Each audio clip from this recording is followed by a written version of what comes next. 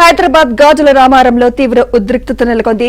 హబీబ్ బస్తీ, బాలయ్య నగర్, గాలిపోచమ్మ బస్తీ, సాయిబాబా బస్తీ, రాజు రాజేంద్ర నగర్ లో అక్రమ నిర్మాణాల్ని హైడ్రా అధికారులు కూల్చివేస్తున్నారు. ఈ క్రమంలో ఉద్రిక్త వాతావరణం నెలకొంది. హైడ్రా కూల్చివేతలను వ్యతిరేకిస్తూ స్థానికులు ఆందోళన దిగారు. హబీబ్ బస్తీలో జేసీబీపై రాళ్లు రువ్వారు. ఈ ఘటనలో జేసీబీ ధ్వంసమైంది.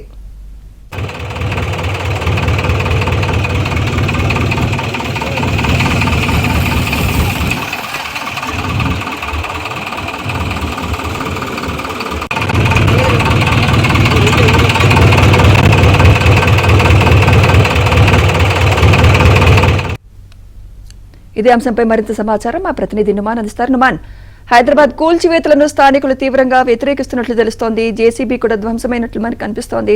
ఏంటి అప్డేట్స్ ఏంటి నుమాన్? అధికారులు ఏమంటున్నారు? సుమిత్ర, గాజుల రామారం కూల్చివేతల్లో ఉద్రిక్తత చోటు చేసుకుంది. గాజుల రామారం పరిధిలో సర్వే నెంబర్ 307, 308 ఏదైతే ఉందో, సో బాలయ్య నగర్, హబీబ్ నగర్ కాలనీలో హైడ్రా కూల్చివేతలు చేపడుతుంది. సో హబీబ్ నగర్ లో కూల్చివేతలు చేపట్టేటువంటి నేపథ్యంలో సో అక్కడ సిబ్బంది మీద ఇటు బస్తీవాసులు ఎదురుదాడికి దిగారు. బందోబస్తు ఉన్నటువంటి పోలీసులతో పాటు కూల్చివేతలు చేపట్టేటువంటి హైడ్రా జేసీబీలపై రాళ్ల దాడి కురిపించారు బస్తీవాసులు. సో రాళ్ల దాడిలో పోలీస్ అధికారికి కూడా గాయమైనట్టు తెలుస్తుంది. దాంతో పాటు జేసీబీ అద్దాలన్నీ కూడా ధ్వంసమయ్యాయి. వెంటనే అప్రమత్తమైనటువంటి పోలీసులు దాడికి కారణమైనటువంటి వారిని తీసుకుని స్థానిక పోలీస్ స్టేషన్ కి తరలించినటువంటి పరిస్థితి ఉందని చెప్పొచ్చు. గాజుల రామారం కూల్చివేతలో మొత్తం కూడా ఉదయం నుంచి అంతా ఒక ఉద్రిక్త వాతావరణం నెలకొందని చెప్పవచ్చు.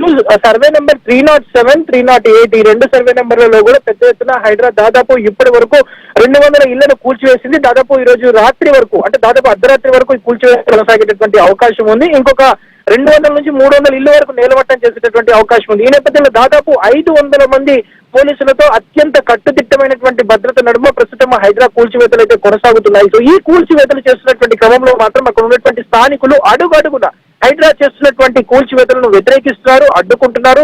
అక్కడ ఉన్నటువంటి స్థానికులందరూ కూడా గో బ్యాక్ హైడ్రా అంటూ కూడా పెద్ద ఎత్తున ఉదయం నుంచి కూడా నినాదాలు చేస్తూ నిరసన కార్యక్రమాలు చేస్తున్నటువంటి పరిస్థితి ఉందని చెప్పవచ్చు. మొత్తానికైతే జేసీబీ ప్రస్తుతం పూర్తిగా ధ్వంసమైంది.